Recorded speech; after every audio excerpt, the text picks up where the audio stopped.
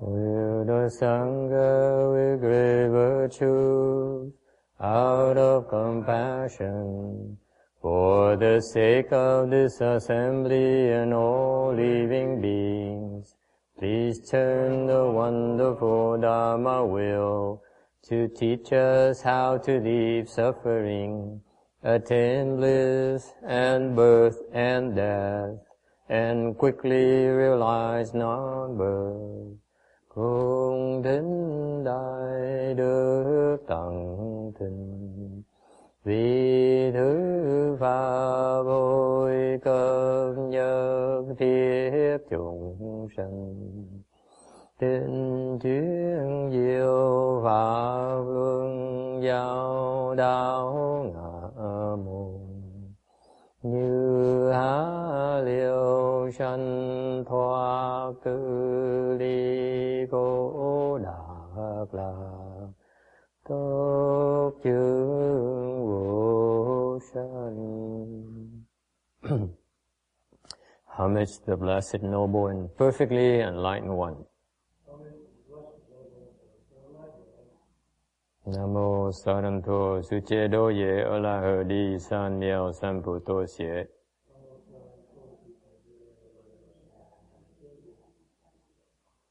Namo Tạc Đạc Tha Tô Ya Đà Ya La Ha Đệ Tam Miêu Tam Bộ Đà Tọa.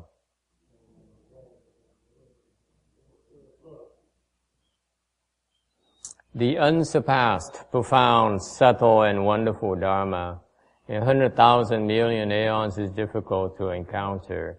Now that I've come to receive and maintain it within my sight and hearing, I vow to fathom and thus come one's true and actual meaning.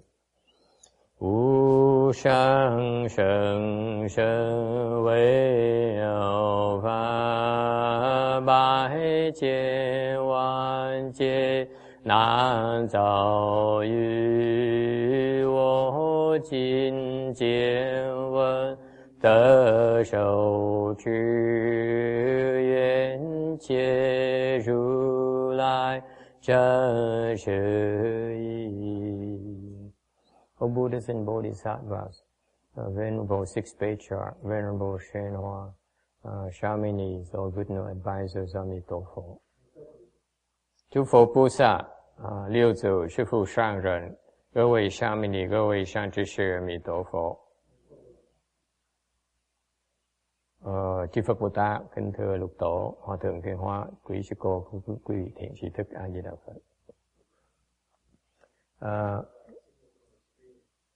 The screen is not working. There's no signal. Yeah, we just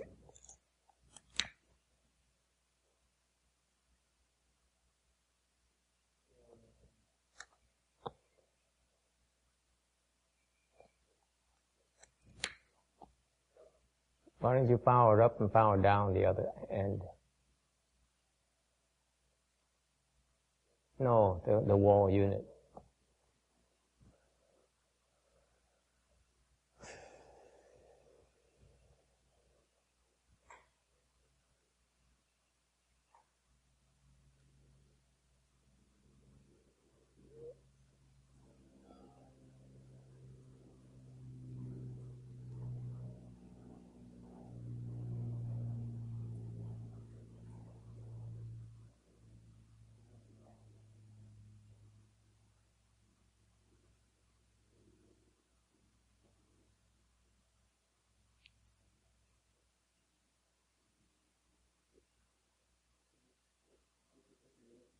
Can you give it to me, please?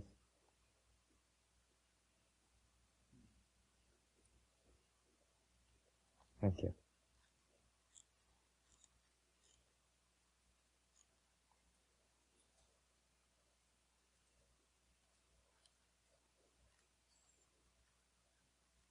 It takes a while to reset, I guess.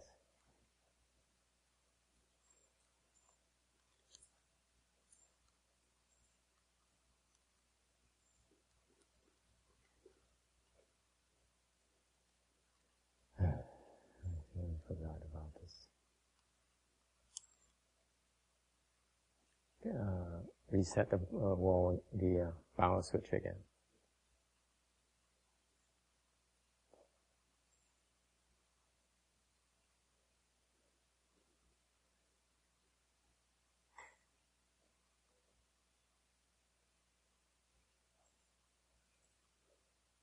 Go ahead.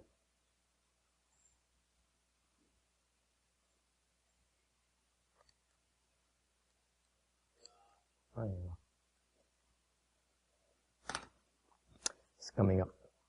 Sorry about that. Can you make sure that you set up the screen before I come here?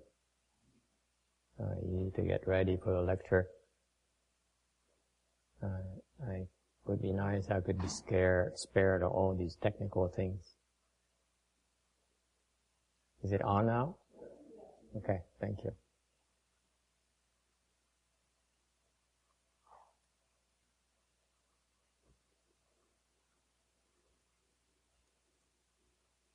Okay, sorry about that. We're running behind schedule because there's some technical difficulties. Today is the 22nd of July, 2012. We are in Rosemead, California to discuss the Vajra Sutra. We are on slide 232.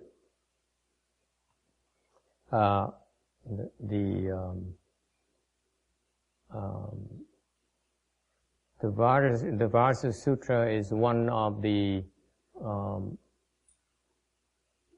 advanced sutras and very difficult to explain. That's why very few people explain it. Cái kinh Kim Cang là một cái kinh rất là khó giảng, cái triết lý rất là thâm sâu, thành ra ít người giảng kinh này. And so when you listen to this particular sutra, especially this sutra, it's not that important for you to understand right away. Tại vì cái kinh này nó thâm sâu quá, thành quý vị phải biết cách nghe kinh, không cần phải hiểu ngay lập tức. The objective is not for you to understand immediately. The more profound Buddhist principle takes a while. They take a while to seep in. Cái triết lý thâm sâu nó cần nhiều thời giờ hơn một tí để mà nó thấm nhuần vào. So what happens is during our lectures, I realize that I try to put Buddhist concepts in simple terms that people can understand. Thành ra cái lúc mà thầy giảng kinh, thầy thường dùng những danh từ nó dễ hiểu để mà giảng cái pháp đại thừa. This is what I'm doing is I'm imitating my teachers, Venerable Shen Hoa. Đây là cái truyền thống của ngài là thầy Bất Chước của ngài Tiên Hóa, thầy của thầy. Because when he explains Buddhism, Master Shen Hoa uses very simple terms. Ngài Tiên Hóa giảng pháp nó rất hay, tại vì ngài dùng danh từ rất phổ thông, rất thông thường. Okay. The objective of what I learned from him is the objective of speaking Dharma is to help you understand the Dharma as much as you can. Cái cách giảng pháp của ngài mà thầy thấy được là cố gắng giảng pháp theo một cái thông thường, dùng danh từ thông thường để quý vị càng hiểu càng nhiều càng tốt. Why? It is the objective of speaking Dharma is to help you answer the question you might have. Thì cái việc đầu tiên giảng pháp đối với thầy là giúp quý vị giải đáp những cái thắc mắc quý vị có thể có. So that's why in our lecture, it's very, very unusual in our lecture style is that we open the floor to all kinds of questions. Thành ra lúc thầy giảng pháp, thầy rất khuyến khích quý vị hỏi câu hỏi và tham gia vào để có quyền hỏi những cái gì thắc mắc. You can bring up things that you want to know, things that are interest to you, and we try to answer them to the best our abilities. Cứ hỏi. Cứ tự nhiên mà hỏi quý vị thầy sẽ cố gắng để mà giảng cho quý vị theo cái sự hiểu biết của thầy. That's the first thing is that the Dharma is only useful. Mahayana is only useful if it can help you address your concerns and your questions. Okay. Cái pháp đại thừa nó chỉ có giá trị khi nào nó có thể giải đáp những cái thắc mắc, giải đáp những cái nhu cầu ứng cúng, những cái nhu cầu của quý vị thôi. Okay, that has to come first. And number two is that chỉ cái gì là you need to also understand. You need to also realize that the Buddhist concepts are very, very profound. Những cái gì quý vị phải nhớ rằng là cái giáo lý Phật giáo nó rất là thâm sâu. Okay? So you cannot, you have to be prepared to invest for the future as well. Nó thâm sâu như vậy có nghĩa là quý vị phải biết sẵn sàng để mà đầu tư vào cái tương lai. You need to invest in your future comprehension, not just today's comprehension. Phải lo đầu tư vào cái sự hiểu biết của trong tương lai, chứ không phải chỉ bị hiểu từ ngày hôm nay đâu. Okay? So therefore, there's some concepts that are very profound, and you need to be aware of them, hear them, and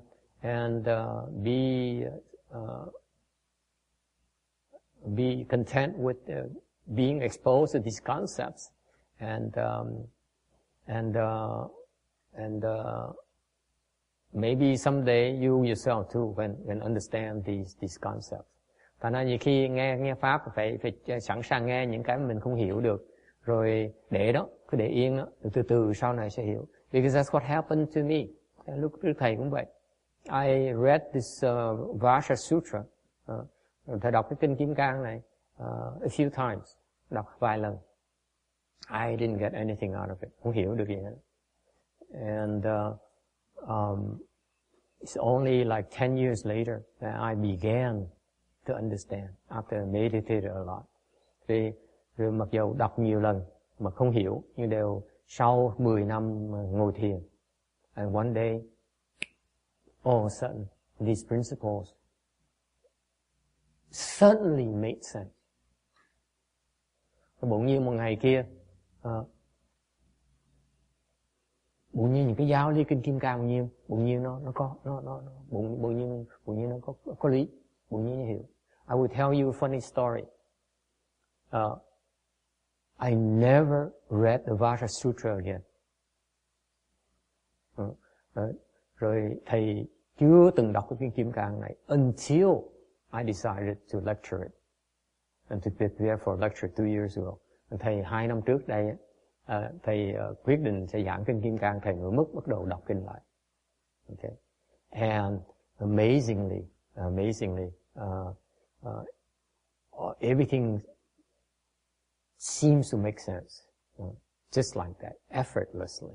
Nên tôi cười nhất là đọc cái kinh này cách đây 2-3 năm trước, bỗng nhiên đọc mà bỗng nhiên hiểu, không cần suy nghĩ. What's interesting about it is that I was able to understand many of these principles without even trying to understand. Thế là cách đây vài năm khi thầy đọc cái kinh này mà thầy hiểu được, bỗng nhiên tự nhiên mà hiểu, chứ không cần phải suy nghĩ mà hiểu được. Your understanding right now is based on deduction. Cái hiểu biết quý vị bây giờ nó dựa trên cái suy luận của quý vị, right? You know A, you know B, therefore you will eventually lead to C. Okay? It's deductive process. Cái hiểu biết quý vị là nó dựa vào cái suy luận. Okay? That's a low form of understanding. Cái hiểu biết đó là cái hiểu biết mà nó hơi thấp, hơi nông cạn. The true understanding is when you hear it, then it clicks. Cái hiểu biết á, mà nó thâm sâu là khi biết bỗng nhiên nghe là hiểu, không cần suy nghĩ. You don't need to think about it. Either you get it. When you get it instantaneously, okay, then it's a deeper level of understanding. Khi nghe mà bỗng nhiên cái tâm nó hiểu, lúc đó là cái sự hiểu biết nó thâm sâu hơn nhiều. Okay, any questions about this? Ai thắc mắc về cái chuyện này không? Okay, so wait a minute. Today do we still need to translate into Vietnamese or only in English for the sake of time? Ngày nay có cần dịch ra tiếng Việt không? Anyone needs Vietnamese? Oh yeah, okay, one Vietnamese. Okay, we translate in Vietnamese. Yeah. Okay, we're on slide 232. Tấm 232. Okay, I know people come in and come out, so please feel free to ask questions that you may have. Don't have to be shy. If things, we are very open-minded, especially for new people who come in and out, and we don't know when we're going to see you again. So this is our chance to try to answer as many questions as possible. Okay, so please feel free. Don't be afraid. Okay,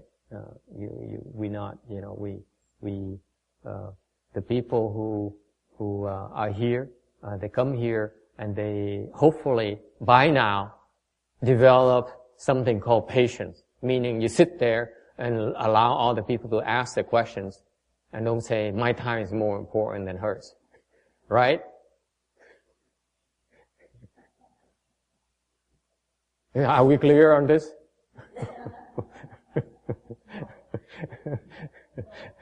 No one's time is more important than others. Thành thầy nói là hy vọng những người học trò của thầy tới đây nghe giảng kinh lâu rồi sẽ có bị tới lúc này sau vài năm rồi bắt đầu hiểu rằng là mình có một cái đặc tính là mình cái tính kiên nhẫn. Có nghĩa là mình nghe mình để người ta thì giờ người ta hỏi, ta giải đáp thắc mắc người ta, nhiều khi nó chả có lời gì cho mình hết, mình cũng ngồi mình nghe như thường. Cái đó là cái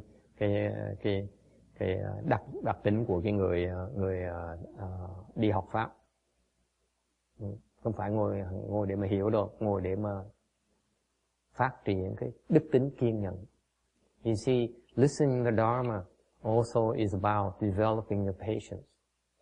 You know, the funny thing is that in our Dharma assembly, we have translation to all the people, to as many people as possible to help people understand the Dharma in many languages. Và khi mà nói pháp như vậy, có thông dịch ra nhiều cái danh từ, những cái ngôn ngữ khác nhau để giúp nhiều người càng hiểu càng tốt. Okay?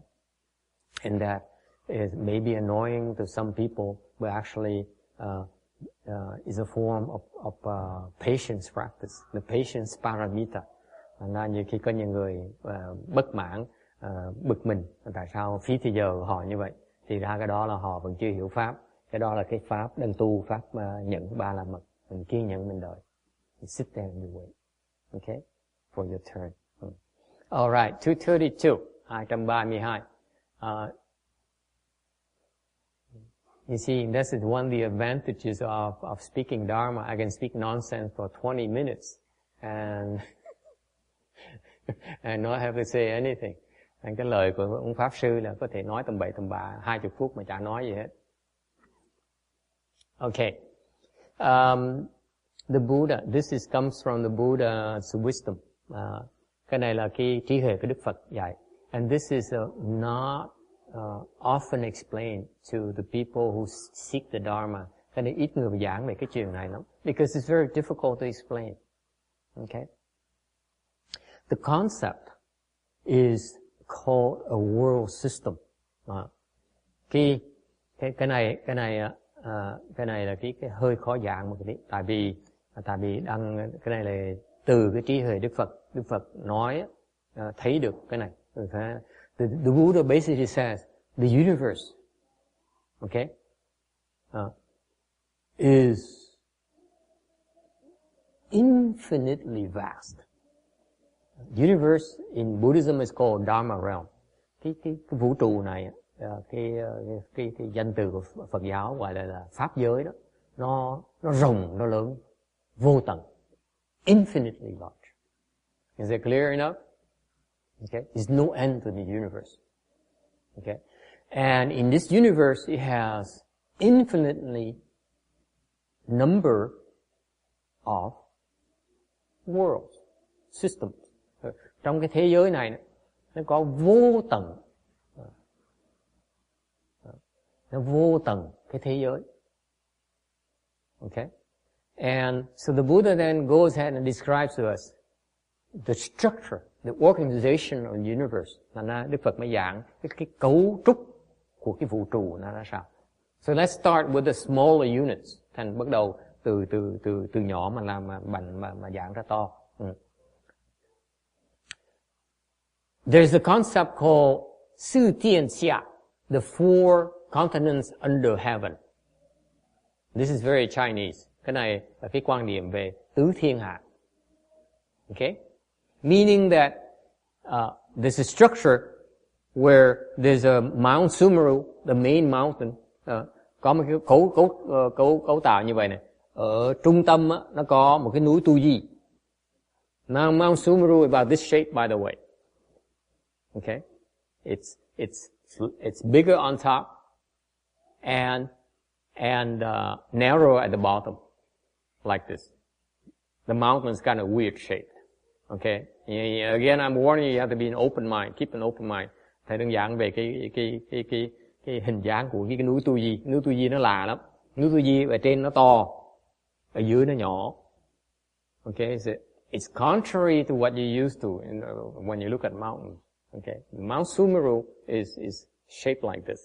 Okay, so it's a center, and each four directions there are four continents. Rồi 4 hướng nó có 4 cái châu. Where we are right now is we are residents of the southern continent. Chúng ta đang ở cái Nam Châu. Okay? The world we are right now, the place where we reside is called the southern continent. Cái chỗ chúng ta đang ở là tên là Nam Châu. Okay? So far so good? Have I lost any of you yet? See, that's called four continents under heaven. Sư Tiên Xiang. And that's exactly what this morning when we talked about the confusion model of Bình Thiên Hạ. Bỉnh Thiên Xiang is the very concept right there. Okay? Thành ra hồi sáng khi mình giảng về cái quan điểm của người bên Khổng Tử nhà Nho đó là Bình Thiên Hạ. Cái thiên hạ đó là nó về đang nói về cái tứ châu đó. Okay? So when they talk about Bỉnh Thiên Xiang is actually to pacify the four continents of the world we live in. Okay? And all the residents of one world where the structure there live on the four continents. That's why you level all the four continents. Is it clear? Okay? That's why the Buddhist concept is very, very profound. It's pervasive in Chinese culture. Thành những cái giáo lý Phật giáo nó rất là thông hành, nó đi rất sâu về cái văn hóa về người Á Đông, những cái văn hóa người Trung Hoa đó. Okay? So the four continents in heaven is called the okay. Then above that, then you have the heavens. Rồi trên đó là có mấy cái quải trời. Okay. So just for example, the Christian God's heaven is at the top of Mount Sumeru. Chẳng hạn như cái cõi trời, cái tầng trời thứ nhì đó của dục giới đó, là tầng trời của Đức Chúa Thượng Đế ở, là ngay trên cái đỉnh của cái núi Tu Di. So far so good. So they give you reference points of where we are. Is it clear? All right. Now, and within those four continents, you have one sun and one moon. Rồi có một cái mặt trời, một trăng. Okay? That consists of a world system. Đó là một cái thế giới. So far so good? Okay?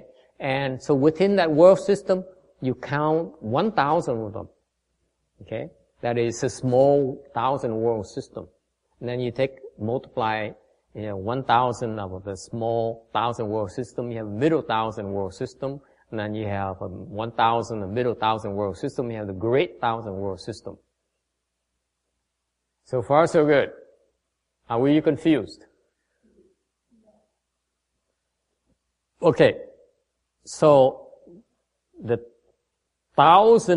great 1,000 world system right here at the bottom of the slide. Thành ra cái tam thiên đại thiên thế giới đó is actually what is known by us as a galaxy. Cái Đức Phật giảng cái tam thiên đại thiên thế giới thiệt ra là một cái what's a galaxy?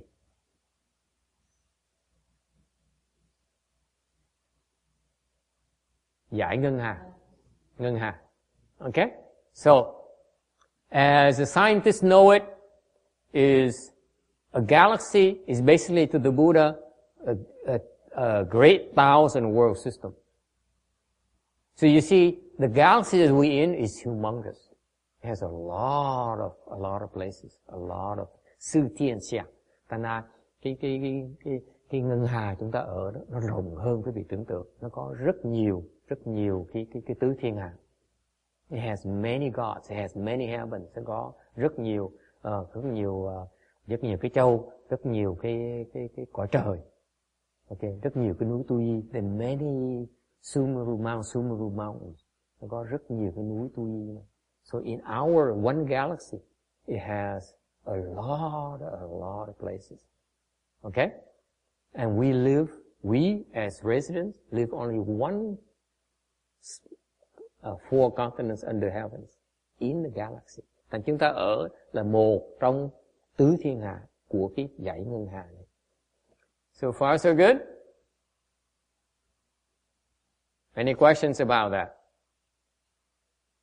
By the way, the 3,000 world system is basically the Saha world. Cái ngân hà này, cái dãy ngân hà này là chỉ là cái cõi Ta Bà trên Phật giáo. Where we are right now is called the Saha world. It's actually one great 1,000 world system. So far so good? And that is a tiny thing within the Dharma realm. Thành cái dãy ngân hà này chỉ là một cái hạt cát của trong cái vũ trụ thôi. That's how humongous the universe really is. It blows your mind when you think about it. And this is not something that even scientists have any way of gauging, have any way of measuring. Yes?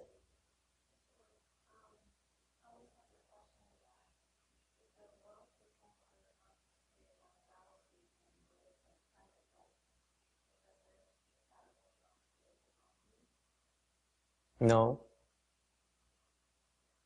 So the question is, how come I don't see what about the relationship between the earth and the stars and all those things? Okay. What we're talking about is if you open your spiritual eye, then you see the structure of these four continents in the heaven and Mount Sumeru. Okay?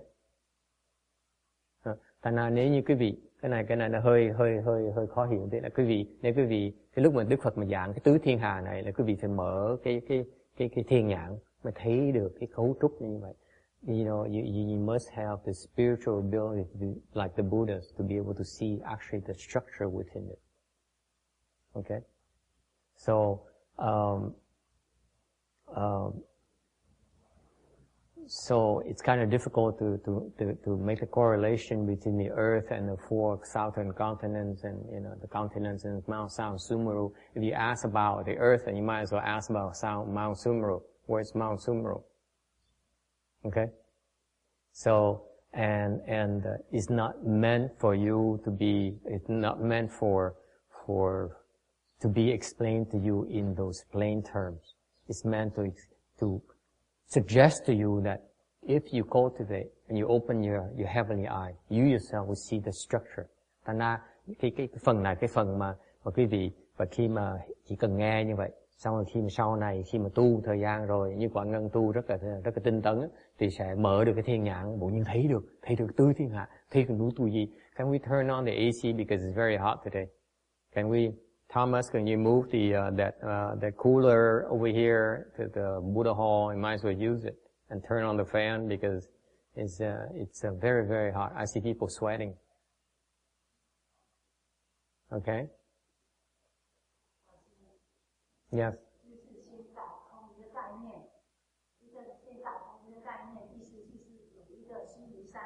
对。然后西云山的四周就有四大洲。对。对。就有四大洲，然后有一个日，有一个太阳，还有一个月亮，对，构成一个世界。对。那么一个是1000个世界的时候，就构成一个小间世界，对。1000个小间世界，对。1000个小世界就构成一个小间世界。对。然后1000个小间世界构成，对，对。然后1000个中间世界就构成一个大间世界。对。然后再乘以3000，就是3000大间世界。对。这个是一个娑婆世界，是3000大间世界。那这样子的时候，一个概念是全部抓起来。对对。Okay, now So you see, it's not meant for you to physically associate it. It's meant for you to realize the structure so that eventually when you open your heavenly eye, you see the structure, why there's a Sumeru in the four continents. The concept is not meant to demonstrate to you. Okay, no one is trying to demonstrate it to you at all. Okay, but what does it relate to about the Pure Land, the Western Bliss Pure Land? What is it then? Thì cái này là nói để cho quý vị biết một cái khái niệm thôi, để quý vị hiểu là cái cấu tạo nó như vậy. Rồi khi mà mình tu, mình mở thiên nhãn tự động sẽ thấy như vậy, sẽ thấy được nó sẽ tự xác nhận lấy. Ok. Thành ra cái vấn đề là mình thắc mắc là cái Tây phương cực lạc nó ở đâu? Okay? The Western Bliss Pure Land, by the way, is 10 billion worlds to the west of where we are. Thành ra, khi mà quý vị thấy cái này rồi, thì cái thắc mắc mà đa số mọi người tu bên Phật giáo mang thắc mắc là cái cõi Tây phương cực lạc nó ở đâu? Tây phương cực lạc là một cái thế giới, nó cách cái thế giới chúng ta 10 tỷ cái thế giới. Here we are, the Saha world. Bây giờ mình có cái chỗ này á, cái vũ trụ mình, cái hành tinh, cái ngân hà của mình á, là cõi Ta Bà này. Okay. Now you have to go towards your west, to the west. Ta mình phải đi về phía tây. And you count 10 billions of these, the west like this. 10 billion. Okay. There's one world, one Milky Way here, and then the next one, the next one, the next one, the next one, like this. You count it 10 billion times to the west. Then, right there in the general area, you will find the Western Bliss Pure Land. Thành ra, nó 10 tỷ cái thế giới, nó cách cái thế giới của Ta Bà chúng ta là cái chỗ Tây phương cực lạc. Physically is there. Nó có mặt ở đó. So far, so good. And someone asked me today at lunch, what it's like to be in the Pure Land? And I say, incredibly blissful. It's the most blissful place that I know of. Nên có người hỏi ngày hôm nay, hôm trưa đó, hỏi là cái cõi Tây phương cực lạc nó ra sao? Thầy nói cái chỗ đó nó cực kỳ là sung sướng. Cái chỗ sung sướng nhất mà thầy biết được. I will tell you that if I want to go on vacation or I want to invest in properties, I will invest and go on vacation there. Thành ra thầy nói quý vị, nếu như mà thầy có thể đi nghỉ hè hoặc là đầu tư mua nhà cửa, thì thầy sẽ đầu tư phía bên kia. I will invest into the West with this Pure Land, if you ask me. Okay? Because it's probably one of the most worthwhile investment you can make. Thành ra đối với thầy, cái đó là cách đầu tư mà nó có lý nhất. Okay? How do you invest in the Western Bliss Pure Land? Or sao quý vị đầu tư vào Tây phương cực lạc bây giờ? How? Reciting the Buddha's name. Niệm Phật. That's how you're doing investments. So one form of investment into Western Bliss Pure Land is to recite the Buddha's name. Một cái phương pháp để mà đầu tư vào cái cõi Tây phương cực lạc là niệm Phật. What else? What other forms of investments can you make? Có cái cách nào khác nữa? You recite Amitabha Sutra. Tụng kinh A Di Đà. This morning we recited Amitabha Sutra. We're making an investment. We're making a deposit. Mình đang đầu tư. Okay? After lunch, those of you who are sincere and bow to the Buddha after lunch, right after lunch, những người mà có thành tâm mà lạy Phật sau khi dùng trưa đó, are making an investment to Western Bliss Pure Land, đang đầu tư vào cái Tây phương cực lạc. You investing in your own palace in the Western Bliss Pure Land, đang đầu tư vào cái nhà lầu của mình ở Tây phương cực lạc, cái lâu đài của mình. Okay? So far so good. It sounds good. You see, we are helping you make investments. And one of these days we'll collect management fees. Chúng tôi đang giúp quý vị đầu tư vào Tây phương cực lạc. Một ngày nào đó khi mà chúng tôi mà trong tương lai sẽ bắt đầu đòi cái management fees. So far so good.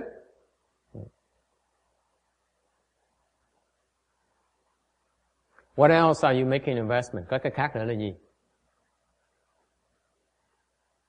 At the end of this sutra lecture, sau khi chúng ta giảng kinh rồi đó, we do a transference.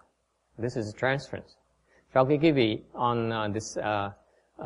sau khi quý vị nghe giảng kinh rồi, chúng ta hồi hướng công đức.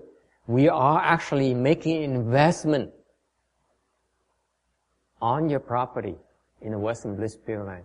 Khi chúng ta hồi hướng công đức như vậy đó, thì chúng ta đang đầu tư vào cái lâu đài cái gì bên Tây phương cực lạc. You see, Roberta, this is why your palace will be a lot bigger than Bob's palace when you get there, because Bob never made the investment. Right? We all know that the more investment you make, the bigger the palace you're going to have. Tại quý vị biết không? Càng đầu tư nhiều thì cái lâu đài quý vị nó càng lớn, nó càng to, nó càng sang trọng. So far so good. Such is the cause, such is the effect. Nhân nào thì quả nấy. So far so good. Shall we continue to make investments then? Mình tiếp tục đầu tư hả? Okay, we continue to explain the sutra. And who says this Vajra Sutra is not a Pure Land thing? Huh? It goes down to Pure Land. Okay, 233. 233. Rely on the Dharma that come forth. Subhuti said, very many were honored one.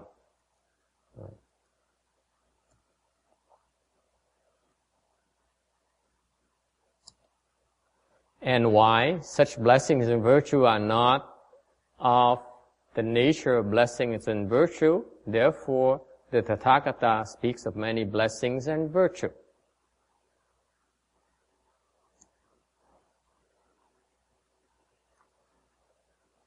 Sư Phụ Tỷ言甚多世尊何以故？是福德即非福德性，是故如来说福德多。Tôi vừa đề nói thưa Thế Tôn rất nhiều, tại vì sao? Phước đức này tức chẳng phải tánh của phước đức, thế nên Như Lai nói phước đức nhiều. Okay, so he's talking about, this is an exchange between the Buddha and his disciple who is very wise. He is an enlightened person, explaining about these principles contained in this sutra.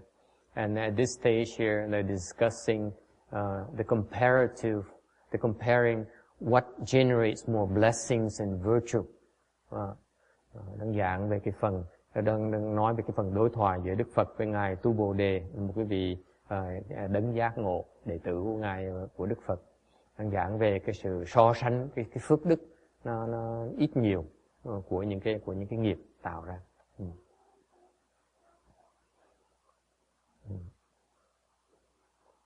It is said that if you give the precious gems of gold, silver, lapis lazuli, crystal, mother, pearl, red pearl, and carnelian, these are the seven jewels.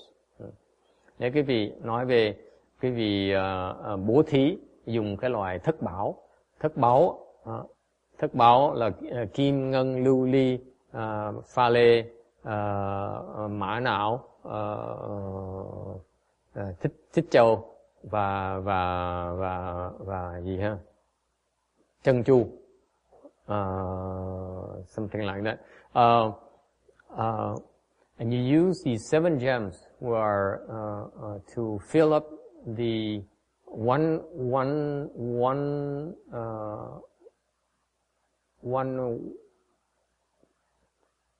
great thousand world system. Dùng cái thất bảo để mà chứa đầy hết tất cả một cái ngân hàng. And you give it away. That would generate a lot of blessings and virtue. Thì như vậy nó tạo rất nhiều phước đức. What is blessings and virtue? Tại sao nói về phước đức? Why the distinction between blessings and virtue? Tại sao nói về phước đức làm cái gì? Blessings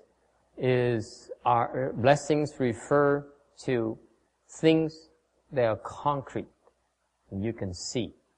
Cái phước là cái mà quý vị có thể thấy được. Meaning, for example, if you drive a nice car, you drive a Camry, that means you have the blessings to own a Camry. Chẳng hạn quý vị lái chiếc xe Toyota, thì có nghĩa quý vị có phước để mà có được chiếc xe Toyota. Right? So blessings is visible things, concrete things, material things that materialize as a result of your blessings. Okay? Thành cái phước thường nó được hiển hiện ra bằng một cái vật dụng cụ thể. So far so good. For example, you have the blessings, then you have a job. Chẳng hạn quý vị có phước thì quý vị có được cái công ăn việc làm. Okay? So if you want to find a job, then you create blessings to get a job. Tại quý vị muốn kiếm việc thì quý vị phải tạo cái phước để mà kiếm ra việc. So each blessing has a physical corresponding physical manifestation. Is it clear? Thành cái quan niệm về cái phước nó rõ ràng, nó có song song với một cái vật dụng cụ thể. And that's why the Chinese culture is very, very astute. Thành ra cái văn hóa người Hoa đó, người ta khéo léo. In that the Chinese, Chinese is what I admire about the Chinese culture is that the Chinese, many that inherent in Chinese culture is that the Chinese believe in planting blessings. Hàng như cái văn hóa người Trung Hoa đó, nó rất hay, thì khâm phục ở chỗ là người ta thích tạo phước. You know, what's commonplace in a Chinese culture is no longer in In's generation, in her mom's generation, is that they are taught they should go to the temples and just making offerings. Thành ra cái thế hệ trước của cái người Á Đông đó, thế hệ sau này nó không còn nữa. Thế hệ trước đó, như cái thời của thầy đó, là cái dòng họ được dạy là cái tầm quan trọng của vào cúng dường cho Tam Bảo. Okay, so you go to the temples and you offer incense, like in Hong Kong. I went to Hong Kong. The Hong Kongs have a tradition of going to the temple and offer incense. Okay, and then have lunch and then leave. And that's a very nice tradition. Người Hồng Kông đấy, chùa Hồng Kông người ta có cái truyền thống, người ta vào chùa xong cúng hương, xong ta ăn trưa thì ta cúng dường xong ta đi. Okay, those are the traditions, very wonderful traditions that emphasize the importance of planting blessings. Even though they fail, you know, it gets watered down, diluted in a generation, in a later generation, but it's still there's an emphasis on planting blessings. Thì mặc dù trong cái thời gian lâu dài, cái truyền thống càng ngày nó càng ít người hiểu tại sao làm như vậy, nhưng đều vẫn còn cái truyền thống rất là hay. This place is important because based on a Chinese wisdom, if you want to have an easy life and a good life, you need to have blessings. Tại vì cái truyền thống nó có lý, tại vì theo cái văn hóa người Trung Hoa, người ta hiểu rằng muốn có được đầy đủ một sung sướng phải cần có cái phước. Are we clear on that? Okay. In contrast, and don't laugh at it. Don't think it's a silly thing. It isn't a silly thing. Nên quý vị đừng nghĩ là, đừng cười nó, đừng chế nhạo nó cái chuyện là chuyện mê tín dị đoan. Okay? Because it's consistent with the law of cause and effect. Nó tương ưng với cái luật nhân quả. Okay? If you give, then you generate blessings to receive a lot more than you give. Thành cái luật nhân quả đó là quý vị bố thí thì quý vị tạo cái nhân để mà được nhận lại cái quả báo nó nhiều hơn là quý vị bố thí. Is it clear?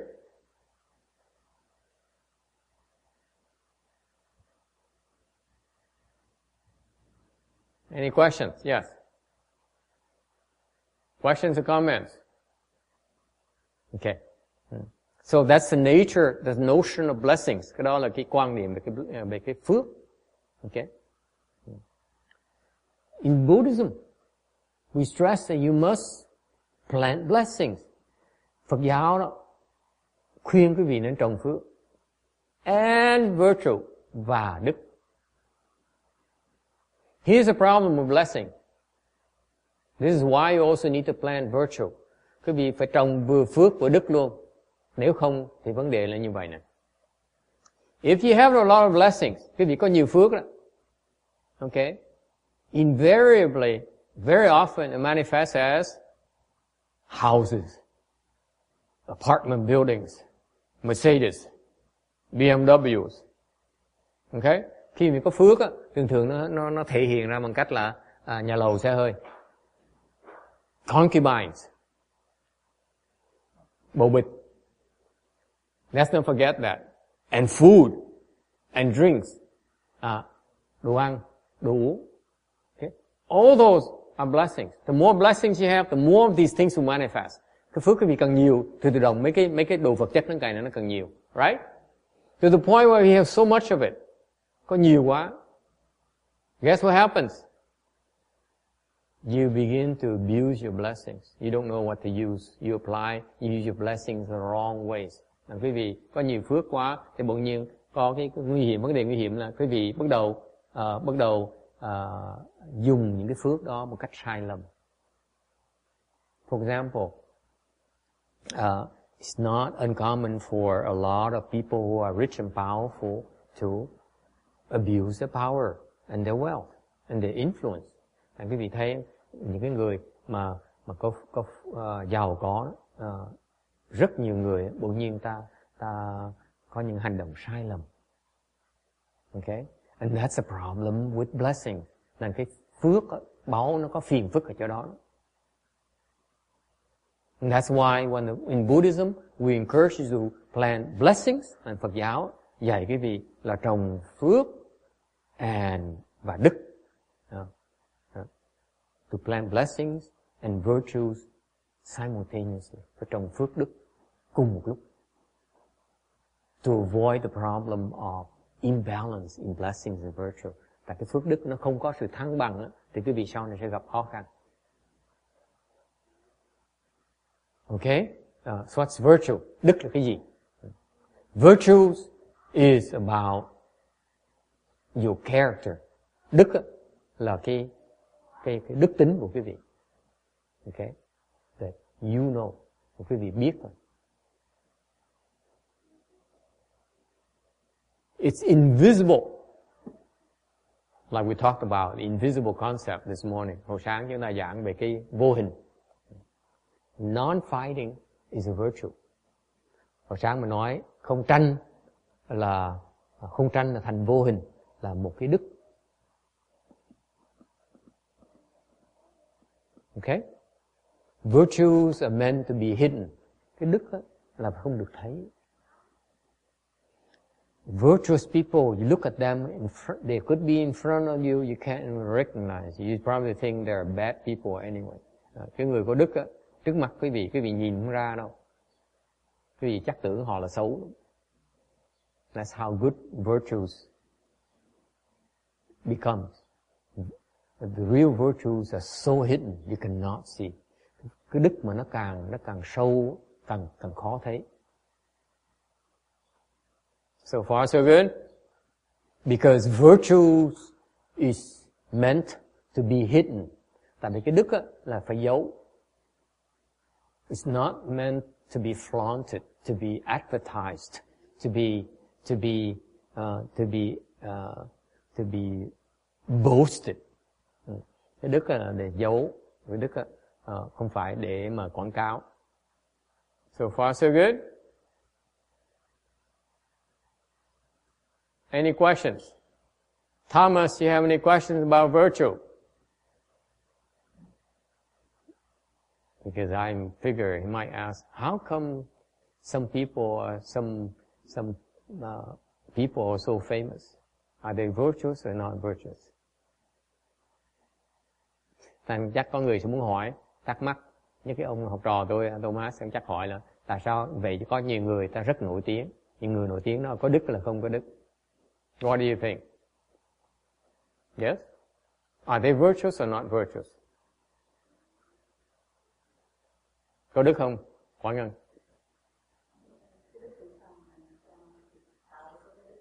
Sao có cái đức? She says, I'm interested in creating more virtues. Tell me what to do. If I knew. Nếu mà thầy biết, thầy đã biên sách để mà soạn ra mà làm tiền rồi. I would have written a book on it already. And make money. Sao tạo đức bây giờ? How do you create virtue? Roberta, how do you create virtue? Làm sao mà tạo đức bây giờ? Yeah. Yes.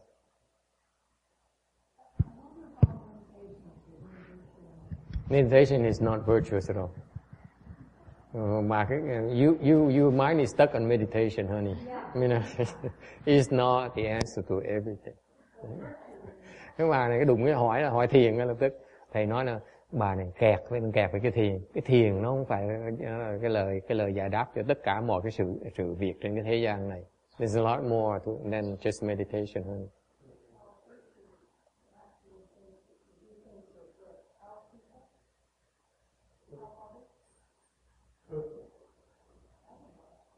Xianshun, what is virtue? You don't know. This woman is there and says, I'm trying to stay awake. Just what?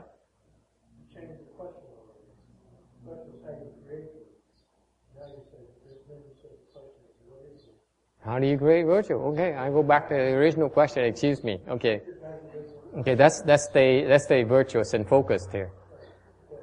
Okay, how do you create virtue? Yes.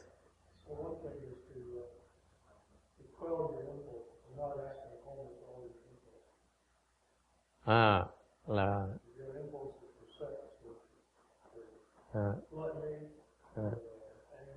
không nên mình có tự kiềm chế, tự chủ.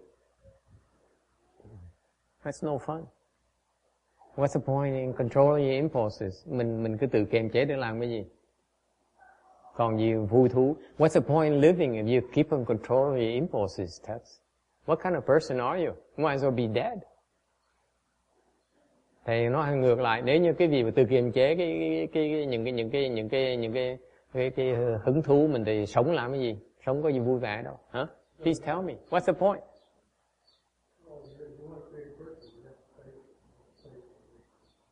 So creating virtue means that you're not supposed to have fun? There's something wrong with this picture. Ông nói như vậy không lẽ mình tạo đức là mình không thể nào có cái sự hứng thú trong cuộc đời. Thầy nói như vậy, this is too austere. This kind of Buddhism is too austere. Cái loại Phật pháp này nó hơi khắt khe một tí. Huh? So for example, someone gives me a can of nuts. If I accept it, it's not virtuous, right? Because I'm going to take it and then eat these nuts this afternoon. It's not virtuous. Yeah. Thì sao tạo đức bây giờ, mọi người? How do you create virtue?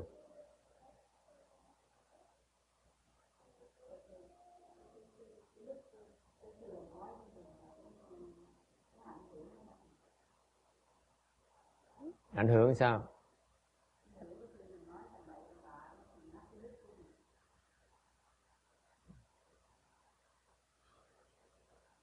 You create virtue. There's so many ways to create virtue. Tạo đức đó, rất nhiều cách. Infinitely many ways to create virtue. Rất nhiều cách. Yes, Roberta. Yeah. Nó tới chùa, lạy Phật, tụng kinh, đức thì nó thầy đồng ý. Yes.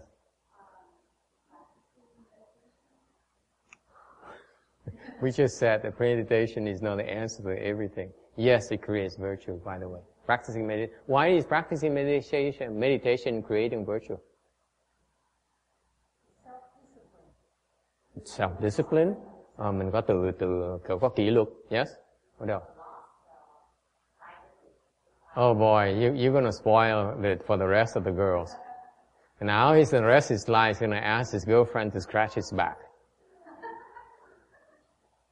Don't you know that?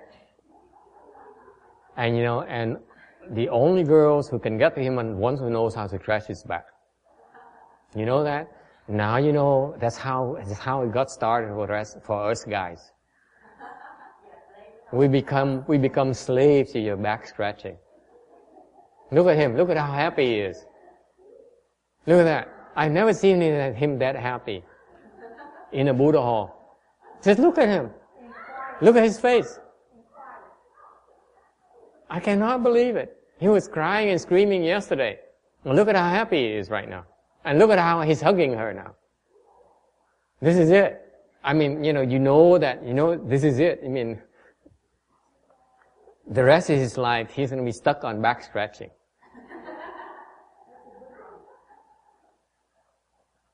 That's how you can ruin a person's life.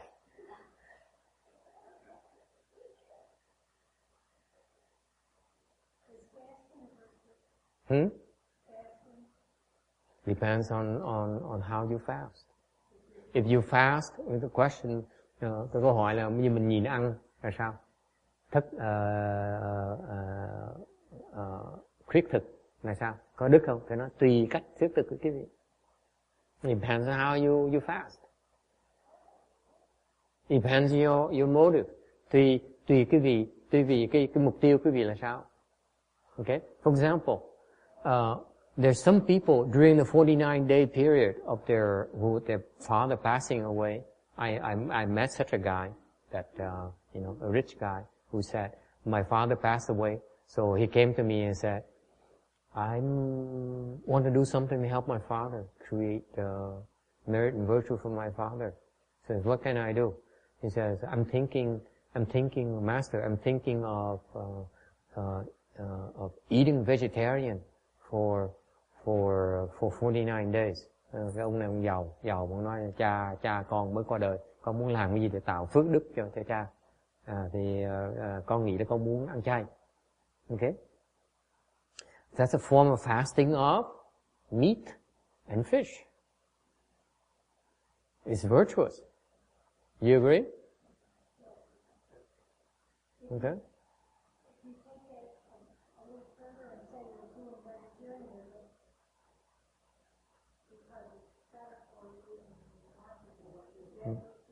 That's also virtuous.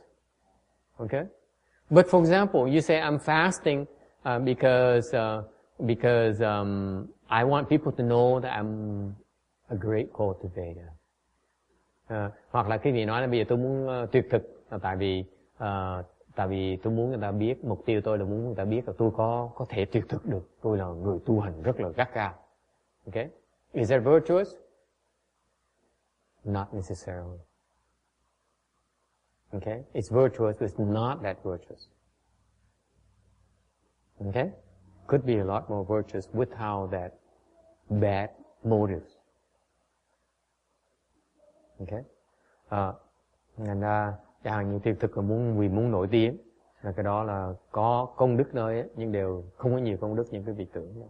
So how do you create virtue? Làm sao mình tạo công đức bây giờ? Tạo đức bây giờ.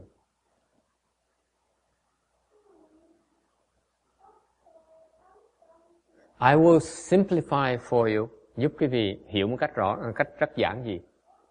Okay? You are virtuous when quý vị có đức, làm tạo đức bằng cách nào? By not doing evil, không làm ác. When you're not doing evil, you are creating virtue. Well, you're not wrong. Nếu quý vị không làm ác, tức quý vị đang tạo đức.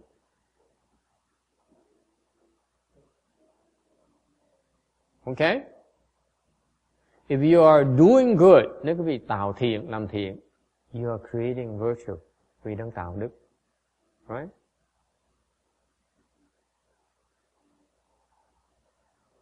The more virtues you generate, the better virtues are the ones that are invisible again. Cái đức á, mà nó có giá trị là cái đức mà loài vô hình, cái gì không thấy được, không thể thấy được. They're invisible. And that's what I mean, not visible. They're invisible. It's not meant to be seen. Cái đức là cái không phải để quý vị khoe khoang để thấy, người khác thấy. In fact, it's more virtuous when you don't want people to know.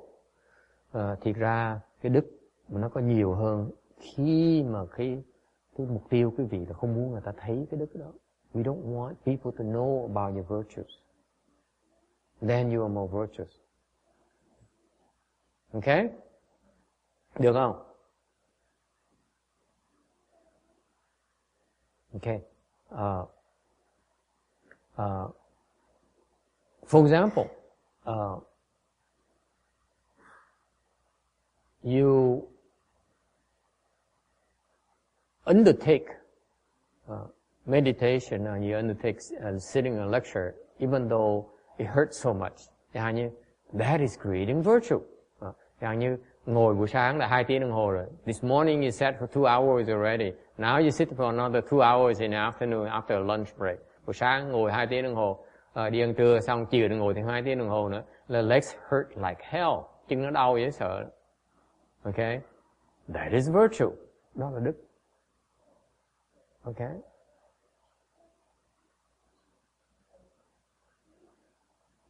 Alright? Sitting there and patiently wait for the translation is virtue.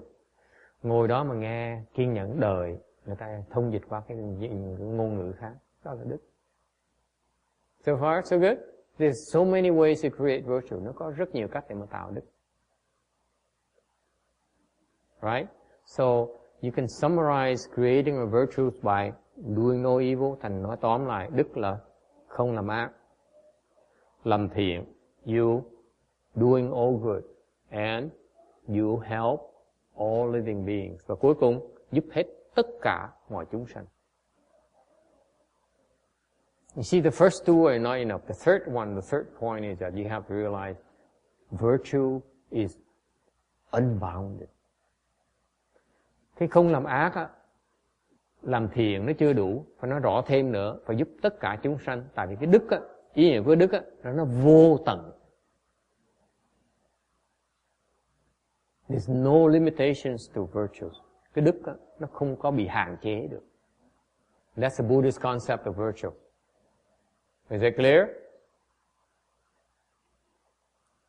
You create virtue until your mind becomes boundless as your virtue. Thành cái pháp tu của Phật giáo mình á, là quý vị tạo đức, cứ tiếp tục tạo đức cho đến khi cái tâm mình á, nó không giới hạn như cái đức mình đang tạo vậy đó. Is that clear? Isn't that beautiful how the Buddha teaches it? He tells us to create virtues and just keep on creating until that one day where your mind is just as limitless.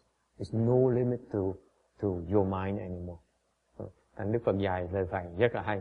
Ngài nói các con cứ lo tạo đức đi, cho tới khi mà cái đức á, nó vô tận luôn, thì cái tâm quý vị cũng như vô tận như vậy luôn rồi. That day you become a Buddha. Đó quý vị sẽ thành Phật.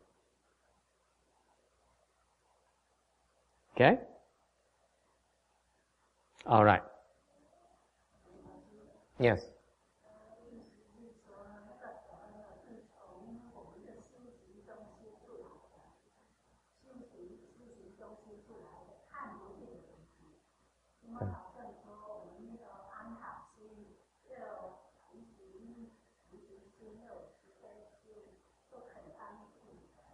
Good.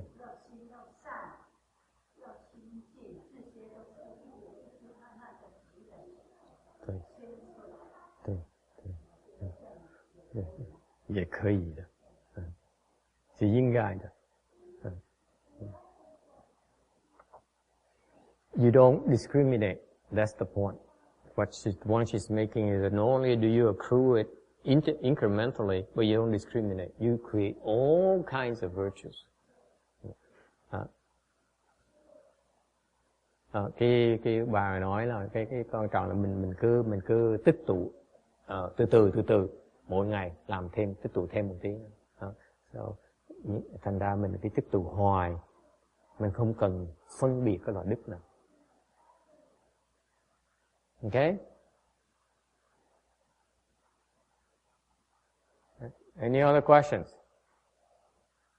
You have to translate for a helper understand what she's getting at is that you don't discriminate the virtue creation, the type of virtue you create.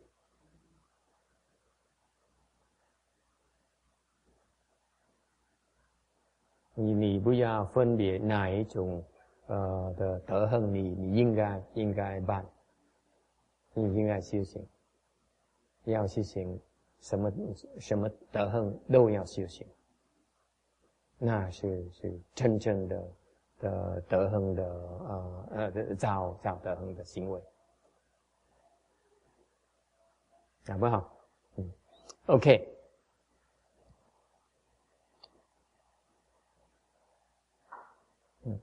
So the point here is if you practice giving of the 7 gems, that as many as it takes to fill up the one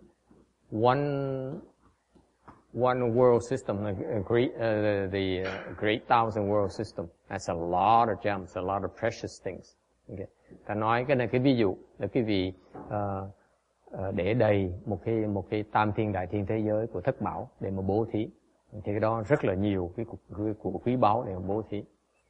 Okay, all those are still in the realm of tangible virtues and blessings. Cái đó nó vẫn có hữu tướng. Tangible meaning that it still has marks, it still has perceptions. Hữu tướng của mình còn có thể thấy được, còn có thể nhận thức được. And they still are finite, they still are limited.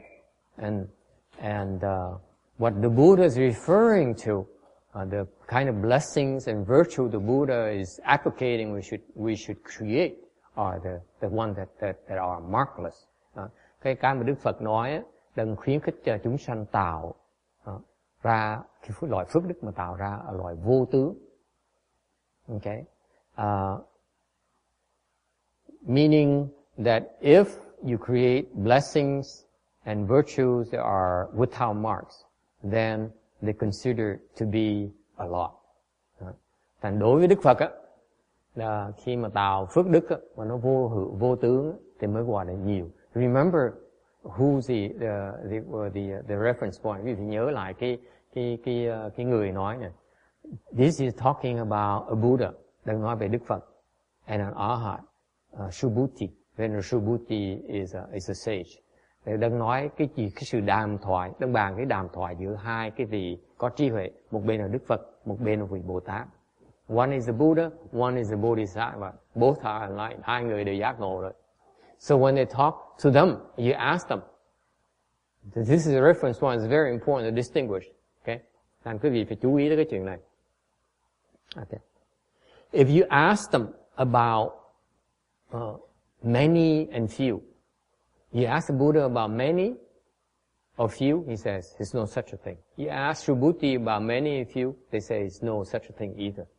Tại khi quý vị nói bàn về cái nhiều với ít á, với cái Đức Phật hoặc là với Ngài Tu Bồ Đề, thì hai người đó sẽ trả lời quý vị rằng không có ít mà cũng không có nhiều. Then why are they talking about many blessings and virtues here? Tại vì tại sao hai người đó đàn với nhau lại nói về cái chữ nhiều phước đức? Ý nghĩa là sao? It's many here for your sake. Cái nhiều này là để cho chúng ta, đối với chúng ta. This many towards us. As far as you are concerned, we should be clear about what's many and what's few. Thì cái lời dạy này dạy cho cái người chúng sanh, người phàm phu như chúng ta phải hiểu cái sự ít và nhiều ra sao. Okay? If you think that being the richest man in the world is to have many blessings, to the Buddha and Subhuti says, nah, right? Chẳng như quý vị nói cái ông mà giàu nhất cái thế gian này, người giàu nhất 53 tỷ đó. Thì đối với Phật với Ngài Tu Bồ Tề là chả có gì hết. To the Buddha and Subhuti, they pretty poor. Họ vẫn còn nghèo. Because their wealth there is nothing compared to filling 3,000 or 8,000 world system with the 7 gems and give it away. Cái người này nó giàu, làm sao đủ sức giàu mà mua, mà để tất cả thất bảo của một cái tam thiên đại thiên thế giới mà cho vất đi, thảy ra đi. Just think about it. Just imagine in your mind. I know it's hard for you, for most of you. It says, I fill up this Saha world with the 7 gems and then give it away. Quý vị tưởng tượng như vậy. Mình chất đầy hết cái cõi tam thiên đại thiên, cái cõi ta bà này với thất bảo. Xong mình thảy nó đi. Mình cho nó đi. Can you imagine how difficult it is to fill it up and then give it away and not feeling a thing? Okay. I still am struggling with that myself.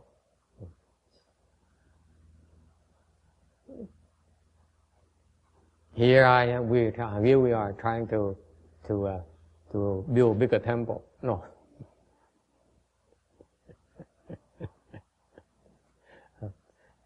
I'm kidding. The point here is that when the Buddha and Subhuti mention many, is because many here has a connotation as uncountable. It's impossible for count. It's infinite. Thành cái chữ đa này của trong cuộc đàm thoại giữa Đức Phật với Ngài Tu Bồ Đề có nghĩa là nhiều này là nhiều về cái phương diện của cái vô tướng mới có thể nhiều được. The only way for it to be many as far as the Buddha and Subhuti are concerned is that it has to be uncountable, has to be markless. Thành đối với những người giác ngộ, đối với họ cái nhiều chỉ được khi nào nó vô tướng mới nhiều được thôi. Okay, so what is markless? You might wonder. Thành quý vị có thể thắc mắc, vô tướng là sao?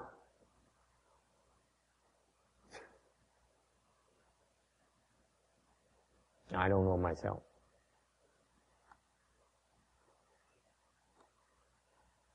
Wouldn't you like to know? Now you know that, if it's that many meanings is markless, then what is a markless? How do you get markless? Làm sao vô tướng bây giờ? Right? Có Ngân muốn biết không? Không biết chứ hả? Không biết vô tướng, nhiều mới giàu được chứ. If you really want to get rich, you want to be markless. You don't want to, you don't want to go with marks. Cái gì thành ra cái bài học ngày hôm nay quan trọng for you young lady. You want to become rich, you have to become markless. Muốn giàu, phải vô tướng. Agree? I think the Buddha and Subhuti know something about wealth and riches more than we do. He says, I'm not impressed. I'm not easily impressed. You guys don't know what rich is. Quý vị biết không? Đức Phật Tu Bồ Đề có một trí huệ nữa. Họ nói với nhau là cái giàu đối với họ nó có ý nghĩa, nó có một cái trình độ. Không phải số đông. It's not about the tangible, it's about the intangible. Cái giàu nó phải là vô tướng. Mới thực sự giàu. The truly rich are the ones that have without marks. They can reach the markless. Cái người thực sự giàu là cái người có thể vào được cái vô tướng.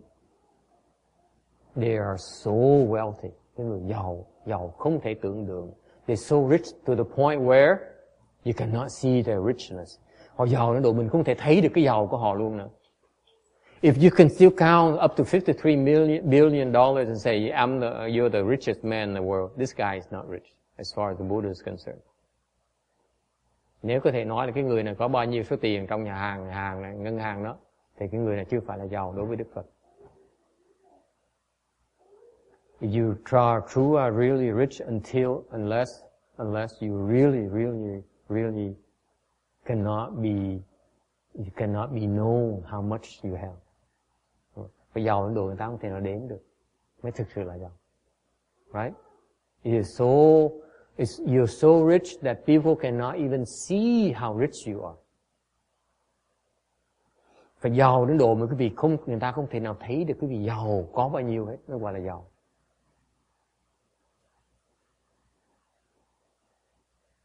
You agree with that text or not? But that's the only excuse we have left. Everyone else is so rich and we're so poor. And that's the only redemption we have. So we can say, we're not as poor as you think. We're on the way to go markless.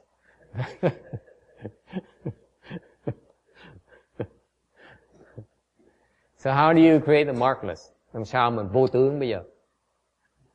As you investigate more of the sutra, you penetrate more deeply into the sutra, you understand of more ways to become markless. Cái vị mà càng nghiên cứu về cái kinh này thì cái vị càng hiểu hơn về cái vô tướng, làm cái gì để tạo thành cái vô tướng. This sutra is about teaching you how to become markless. Cái kinh này đang dạy quý vị về để thành vô tướng. You see, the Buddha does not want to waste your time. Đức Phật không phí thời giờ quý vị đâu. Yes.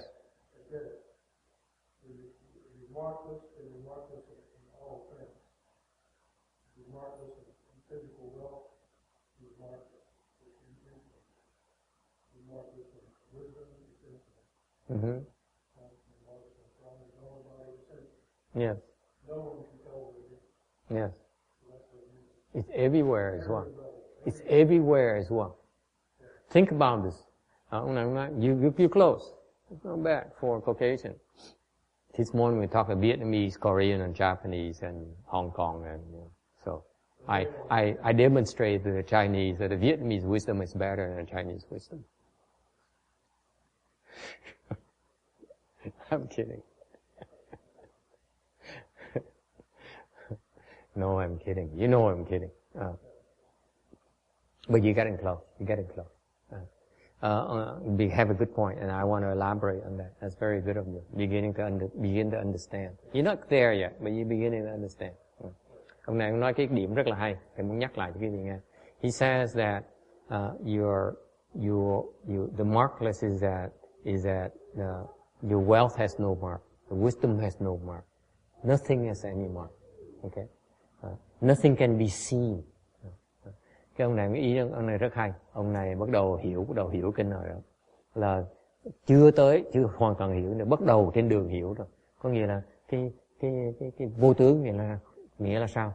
Cái của cải nó không có tướng, cái chư hề nó không có tướng, không có gì nó có tướng nữa, nó gọi là vô tướng.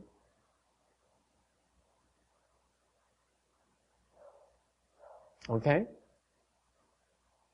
And when I understand more, I explain you more. Và khi nào thầy hiểu hơn, thầy giảng tiếp. Okay? This sutra is about teaching you how to reach a markless. Cái kinh này là cái kinh để giúp quý vị đạt tới cảnh giới của vô tướng. How do you reach the state of markless, the markless state? Làm sao quý vị tới cái cảnh giới vô tướng bây giờ?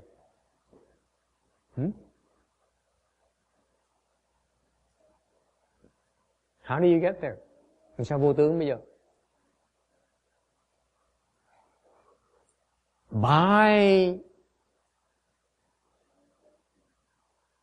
throwing away anything that has marks. Mình tới cảnh giới vô tướng bằng cách mình sa thải hết tất cả những cái gì nó có tướng. Does it make sense?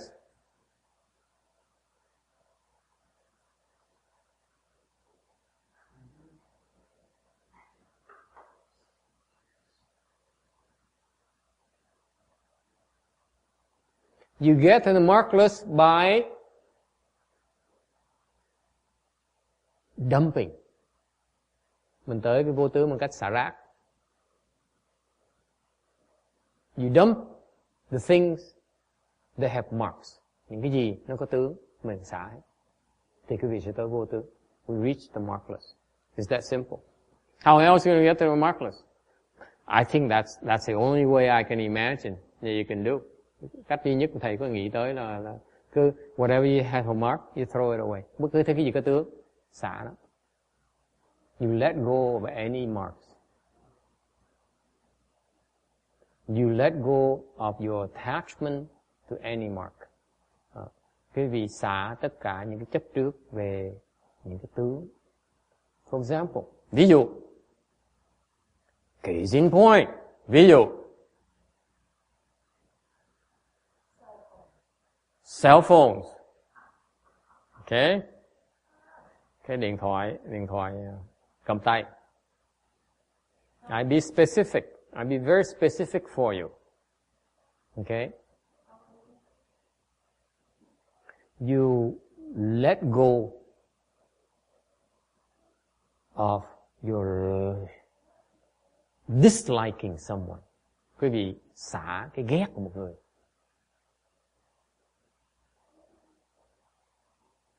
It's very difficult to do. Nó khó làm dễ sợ. You are attached to the mark of liking and disliking. Quý vị đang chấp vào cái tướng thích và không thích.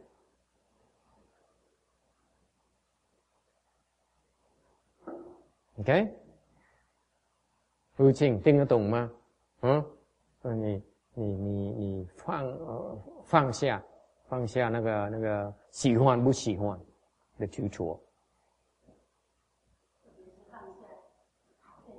讨厌的人 extremely difficult. Nó rất là khó. Why? Because it's one of 8 difficulties. Tại sao mình xả được cái người mình ghét là rất là khó? Tại vì nó là một trong cái 8 bát nạn. What is that Chinese saying? That to be united with those you hate. It's one of the 8 difficulties. I think the Chinese go something like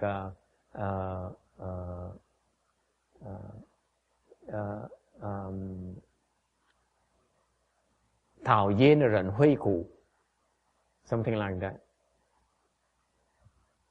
Yeah, well, never mind.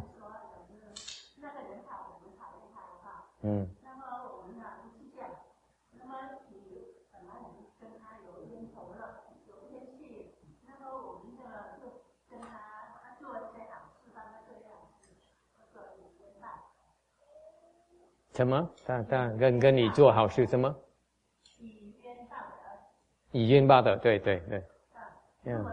真可恶，可恶啊！这种的人，对不对？应该是的。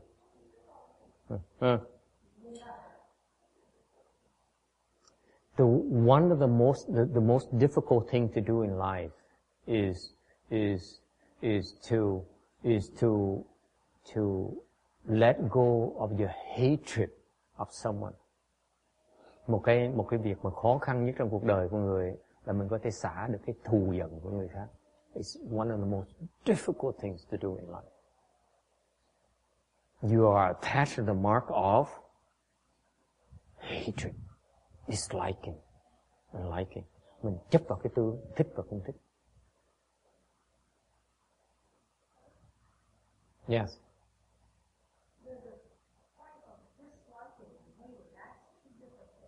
Yeah.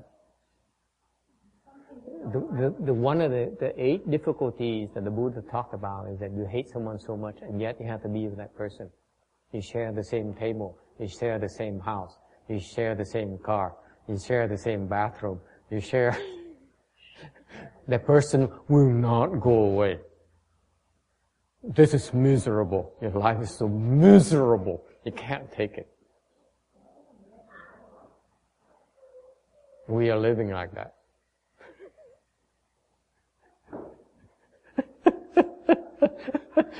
That's how you quickly become markless. Because you have to face it.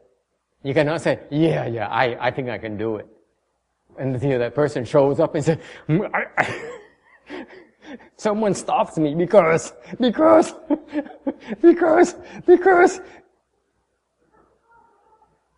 Ever happened to you?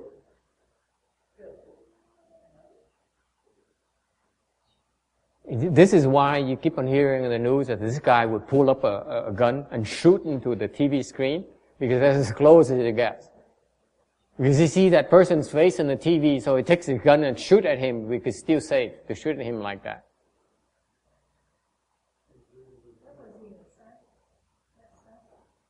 That's how difficult it is. This is, the point here is that I'm demonstrating to you why it's difficult to be so markless. That's why it is so invaluable. That's why it is so many. It's so uncountable. Because it's impossible to do. As compared to making money. For example, right? For you to make $1 million, to make $2 million is easier than, I assure you, than having to let go of your hatred. It's much harder to let go of your hatred, especially a hatred of someone. Anh quý vị biết không? Mình làm tiền nó còn dễ, chứ còn mà xả được cái lòng hận thù, cái thù hằn của người khác á, nó khó không thể tưởng được.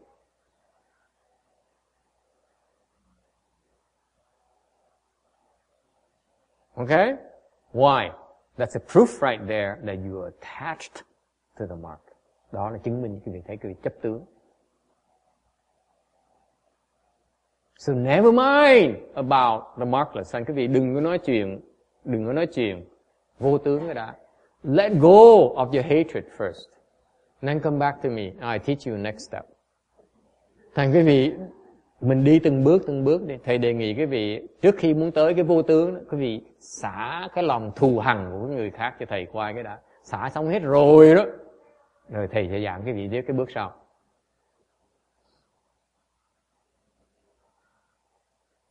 So far so good?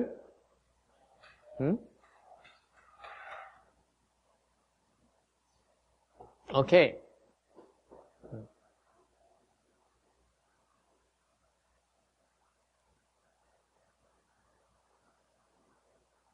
Okay, any questions? Ai thắc mắc gì không? Okay, we'll move on to the next slide. 237. On the other hand, a person were to receive and hold from this sutra, even so few as 4 lines of verse, and speak them for others, his blessings would surpass the previous ones.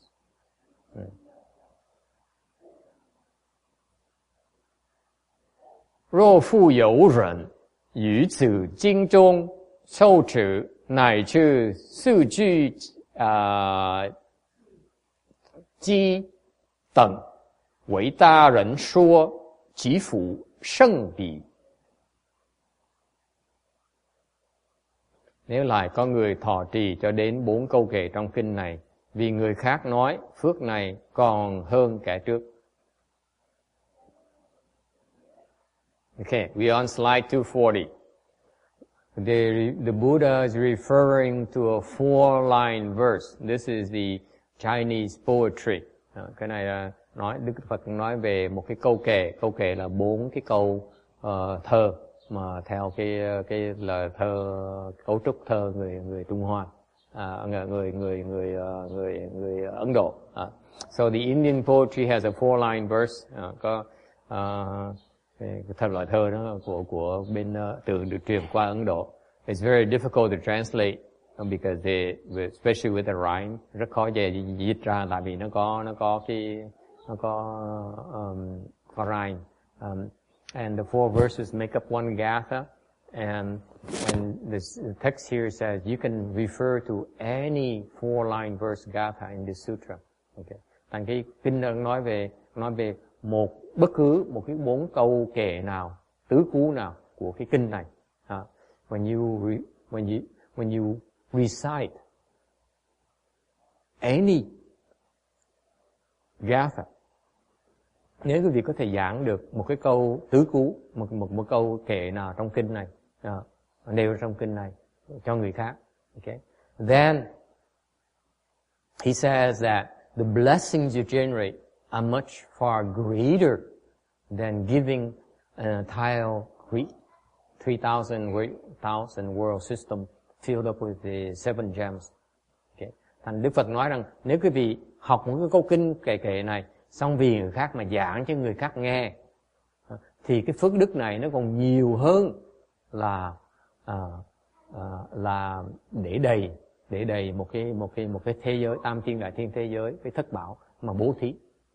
Think about how incredible the markless is.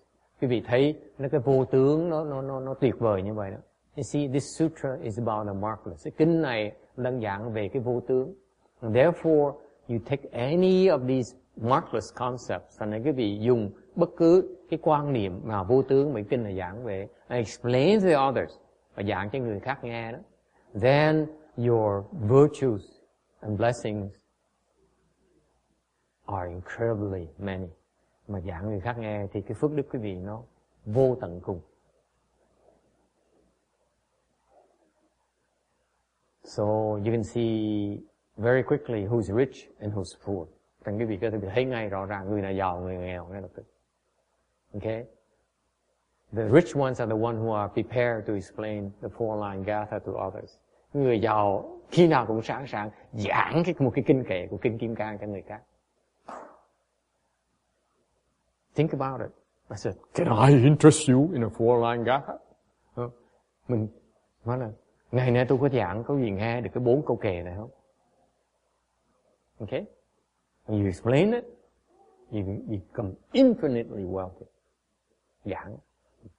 Why? Because you're preaching about the markless. Tại vì cái vị đó giảng về cái vô tướng.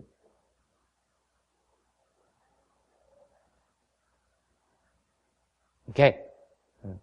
So that's why it is known in the Buddhist circles as the Dharma, the giving of the Dharma. Cái đó gọi là cái bố thí pháp như vậy đó. When you practice giving of the Dharma, you'll create a lot of blessings. Thành quý vị lúc mình bố thí pháp đó, tạo rất nhiều phước đức. If you know how to practice giving the Dharma properly, okay, you are infinitely wealthy. Thành ra khi nếu quý vị mà biết giảng pháp cho đúng thì quý vị tạo rất nhiều cái phước đức, không thể lường được. Okay? Now you know why. You know why after you become an arhat and become an experience transcendental liberation. Thành bởi vì quý vị mới hiểu là tại sao sau khi mà quý vị đã đắc A-la-hán quả, sau khi quý vị đã đắc được cái giải thoát, cái tam thế rồi đó, okay, từ xúc thế được rồi, you then have to begin to learn how to speak Dharma. Sau khi mình đắc được giải thoát rồi, quý vị phải bắt đầu học cách giảng pháp. Why? Because it's necessary for you to generate blessings and virtue so that you can reach the level of blessings and virtues of the Bodhisattvas and the Buddhas. Bởi vậy, sau khi mà quý vị đắc giải thoát rồi, quý vị phải bắt đầu giảng kinh. Tại vì như vậy quý vị mới có thể tạo được cái loại phước đức vô tận như của Phật Bồ Tát, mới tới được cái cảnh giới đó.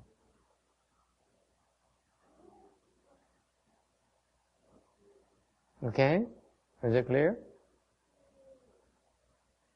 Okay. So, if you receive, when the term receive, chữ thọ, I mean you accept it with your mind, thọ nhận với cái tâm của mình. You hold, trì, meaning that you apply it into your daily life.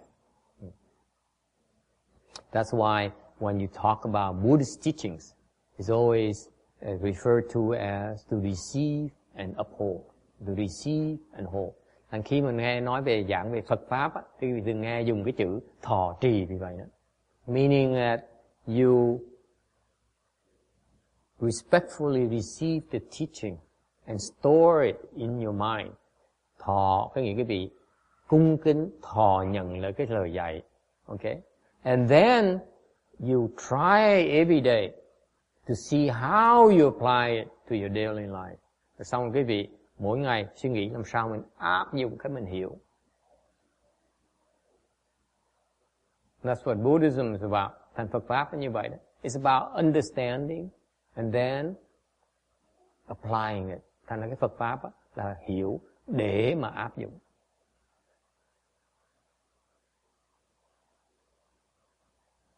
Okay? So that's why in our questions and answers, not only is about explaining to you, but also explaining to you how to apply them. Thành ra cái lúc mà giảng Pháp, phải giảng cái giáo lý, cũng giống như phải giảng cho quý vị cách áp dụng cái giáo lý đó trong mỗi ngày. Is that clear? It's a very difficult thing to do. Thành nói Pháp nó rất là khó. That's why it takes a long time to learn how to speak Dharma. Thành ra lúc mà nói Pháp nó cần rất nhiều thời giờ. Why? Because number one, you have to learn the principle. You have to be able to understand the principle. Thứ nhất, quý vị phải cần hiểu cái giáo lý. And then you also have to apply, know how to apply to a daily life. Xong quý vị phải biết áp dụng cho mỗi ngày của mình. Okay? See, you listeners, you have a hard time understanding the principles already. Nên quý vị ngồi nghe kinh là chưa hiểu cái giáo lý gì nữa, làm sao mà hiểu cách áp dụng. And then you have to figure out how to apply it. It's double jeopardy. It's a very difficult thing to do. That's why the question and answer is very important. Rằng cái phần vấn đáp nó quan trọng để cho quý vị sáng tỏ lại cái giáo lý mà cách áp dụng giáo lý nữa. So far so good.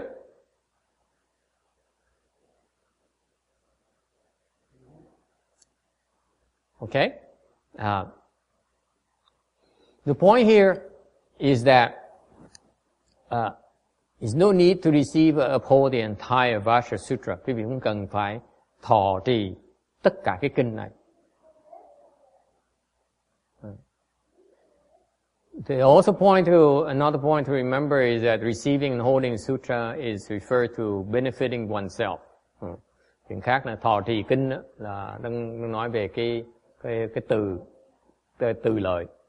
Whereas when you explain to the others, you benefit and enlighten others.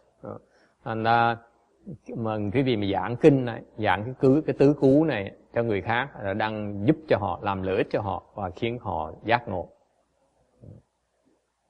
And that's far greater than by giving material things. Và như vậy nó nhiều hơn, phước đức nó nhiều hơn là cho những cái đồ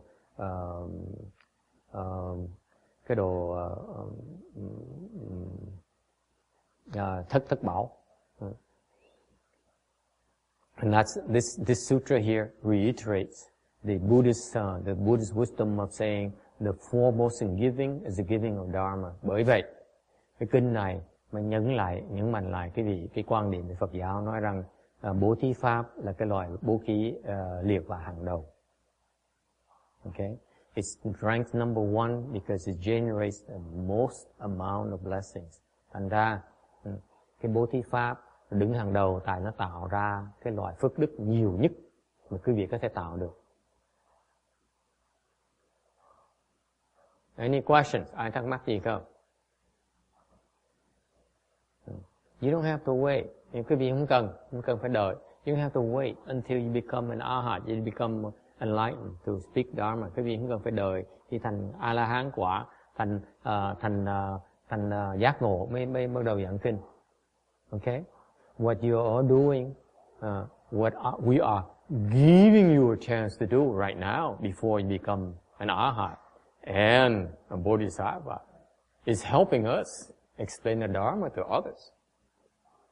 Thành ra cái vị thiệt ra cái vị giảng kinh có đâu phải nghĩa là mình phải cần giảng, mà cái vị thầy đang đùa, nó là ở chùa đang in kinh, đang giảng kinh, là cái vị giúp soạn kinh, giúp in kinh, đó là cái vị đang trực tiếp giúp và giảng pháp. So your assistance in these activities actually are part of the Dharma giving. Cái đó là cái loại pháp bố thí luôn nữa. Because let's face it, without your assistance, we cannot make this sutra information available to more people. Okay? Thành cái giảng pháp nó đâu phải chỉ mở miệng không, mà còn giảng cho nhiều người nghe để làm khiến cho người có thể nghe được. Cái đó cũng là giảng pháp rồi. Okay? Any questions? We are on slide 242. And why Subhuti, all Buddhas and all Buddha's Dharma of Anuttara Samyak Sambodhi come forth from this sutra. Subhuti, the Buddha Dharmas spoken are no Buddha Dharmas.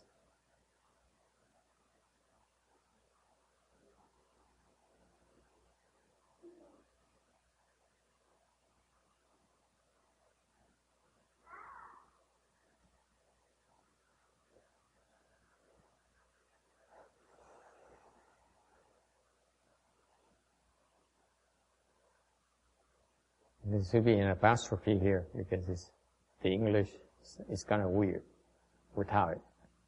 何以故？须菩提，一切诸佛，即诸佛阿耨多罗三藐三菩提法，皆从此经出。须菩提，所谓佛法者，即非佛法。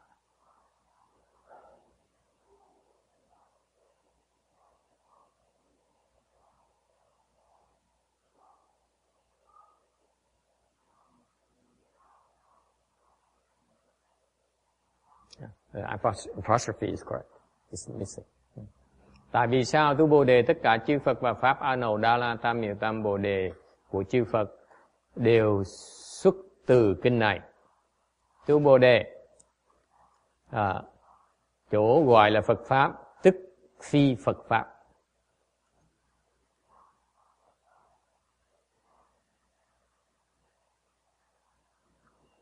When the Buddha speaks Dharma in the Sutra, thì khi mình để ý thấy cái Đức Phật giảng cái kinh này đó, he breaks down the smaller chunks. Tức là Phật giảng từng khúc, từng phần đó.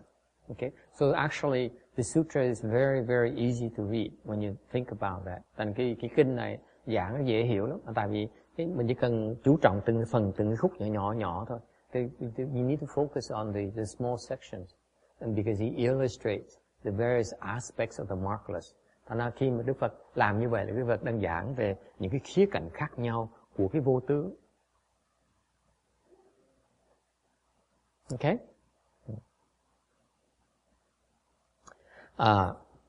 What are the Buddha's Anuttara Samyak Sambodhi? They all originate from the sutra. Tất cả cái A Nầu Đa La Tam Miệu Tam Bồ Đề. What is Anuttara Samyak Sambodhi? This is Sanskrit for the Buddha state of enlightenment. A Nầu Đa La Tam Miệu Tam Bồ Đề là cái danh từ để mô tả cái cảnh giới giác ngộ của Đức Phật. It is the Buddha state. Cái đó là cảnh giới của Phật. And basically the sutra is saying that I became enlightened because of the principles contained in this particular sutra. Đức Phật nói là Ngài đã đắc đạo là nhờ những cái giáo lý mà được giảng trong cái kinh này.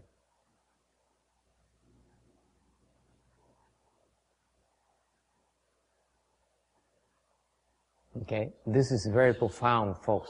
For you to be able to hear this, the last statement, shows you are incredibly blessed. Quý vị biết không, thầy mới nói một cái câu đó, nó cực kỳ là hy hữu mà nghe. Tại quý vị là có rất nhiều phước, nó có được cái cơ hội ngày hôm nay nghe câu rằng Đức Phật thành Phật là tại nhờ cái giáo lý của cái kinh này. It actually points out to you that you are investigating, you're hearing about this sutra. Is planting the seeds for you to become a Buddha. One more seed for you to become Buddhist. Thành ra quý vị nghe được cái danh của cái kinh, cái tên của cái kinh này, nghe những cái giáo lý kinh này là quý vị đang trồng cái chủng tử để thành Phật. Yes. So reciting the sutra is actually so important. I'm sure that it is. Why in your commentary with the sutra, don't you have a recitation copy with the sutra instead of what you got now? You have section of the sutra and you immediately repeat that Mm-hmm. Why not have a recitation copy of the sutra as part of it, so it's all together, and then just break it down in parts after that. I know the RBA does it, it might be a different way. They don't give people recitation copies. They don't? No, they don't. Not in the commentary. And I've never seen one advertised anywhere that you can get. Maybe in Chinese, but not in English. And you're interested in reciting the sutra itself. You don't want to read the commentary. That's your point. Make up your mind. Make up your mind.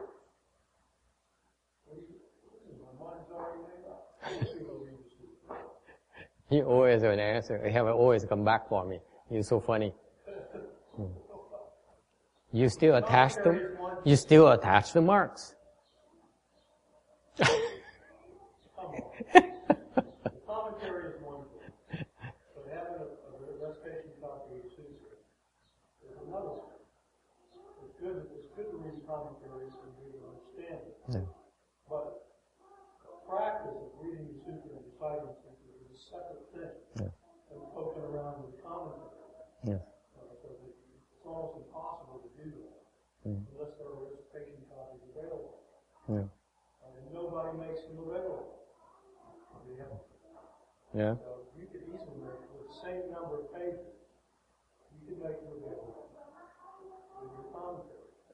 Well, maybe with this time that we're printing the sutra, the next 3 sutras, we make that recitation part section. We put a section of the text only in front. Yeah. Okay? So that people can recite the text itself and not look at the explanations. Because he's right. Well, the problem with the English version is there's no recitation text available. And sometimes it's important to recite it and not look at explanations. If you want to recite it, yes. You can do it by poking through it. Right. So we should change it. I think he's right. Before we print it, because the reason I tell you why we haven't done it. Ông này ông hỏi cái hay lắm, ông hỏi là tại sao mà kinh mà không có chú thích. Ông không có than phiền. Ông nói là cái mà khó khăn của ông á, nhất tiếng Anh á, là không có cái kinh mà ông chỉ muốn tùng thôi. Ông muốn nghe đọc cái lời chú thích. Nhất là về cái Anh văn đó, người ta không có mấy cái bài tùng nữa. Ta không thắc mắc là sao mình không làm cái bài tùng. Ok? Cái phần tùng thôi, không có phần chú thích. Thì thầy đồng ý là cái nhất là về Anh văn nó hơi khó tí, tại vì ít cái bản Anh văn để mà người ta có thể tụng thôi. Ok? Không ai in cái đó hết. Thành mình sẽ in. Lý do mình in là tại vì lần này mình có thể có người giúp đỡ in, thành ra cái phí tổn nó không bao nhiêu. So this time around when we print the Amitabha Sutra and the Earth Sutra, we probably receive some help. That's why we can afford to do that. Before, it's from my own pocket. I have to maximize my money. I couldn't afford. Yeah, I couldn't afford it. Now that I'm receiving some help, I will begin to be more liberal in the paper I use for printing. You don't have to use any more paper. You just don't repeat it twice with the commentary. The commentary is a section and you immediately repeat the section. Why do you do that? No, it's meant to repeat. That section text is designed to explain every single word of the sutra. When I explain this on the PowerPoint slide today, I don't explain every single word of the sutra, in the interest of time. Okay? But when we explain it on the written form, on black and white, and ink, then we want to explain every single word of the sutra. That's the tradition that was taught to explain sutras. Okay? You notice in my several years of preaching the Mahayana sutras, I don't explain every single word. Okay? And we still take so long to go through everything, because we spend more time answering your questions and answering your questions. Okay? Because that's what it's designed to do. But and then we gather all those questions and answers, and then when we put it down, commit it down to write in written form, then we have to make sure that we explain every single word of the sutra. That's what's supposed to happen. Make sense? So that's why it has to be repeated.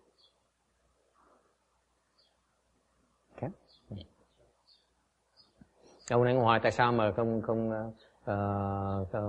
bớt mình lặp lại cái lời giảng kinh trong cuốn sách kinh. Thì thầy mới giảng là thường thường 7 năm vừa rồi thầy giảng kinh á, thầy ít khi giảng từng chữ của kinh, mà thầy bỏ nhiều thời giờ để trả lời những cái lời về cái phần vấn đáp hơn, giảng từng chữ. Rồi khi mình in kinh á, thì theo truyền thống của ngài Tiến Hóa dạy á, là mình phải cần giảng từng chữ của kinh để cho nhấn mạnh rằng mỗi chữ kinh đều được giảng tường tận.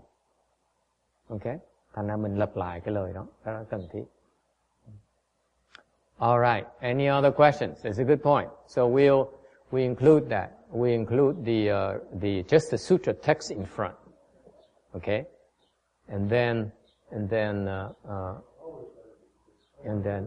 Can't say how many people do it. Some people do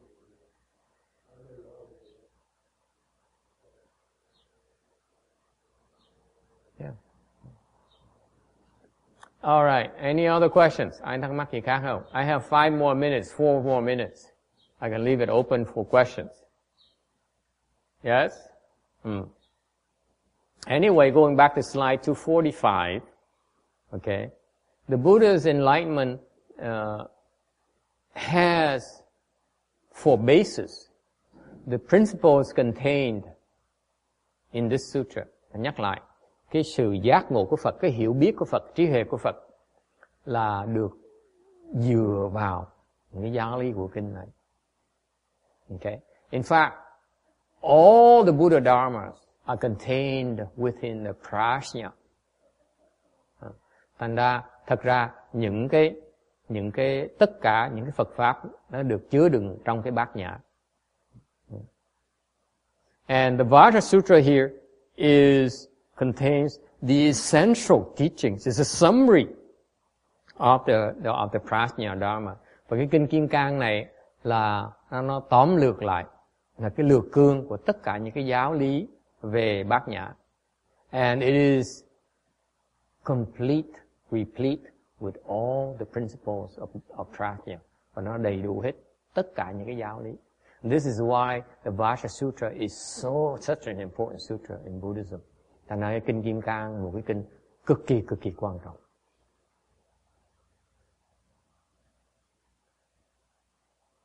Okay? Because the objective of Buddhism is to help you become Buddhas. Tại vì cái mục tiêu của dạy Phật pháp là giúp quý vị thành Phật. Okay? And therefore we need to tell you and we need to help you plant the seeds to become Buddhas. Thành cái giảng pháp để quý vị trồng cái chủng tử để thành Phật.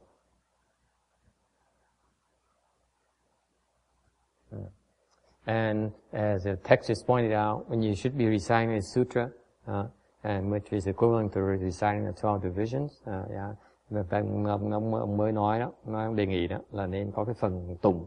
Cái tùng cái kinh này là tương đương với là tùng 12 bộ.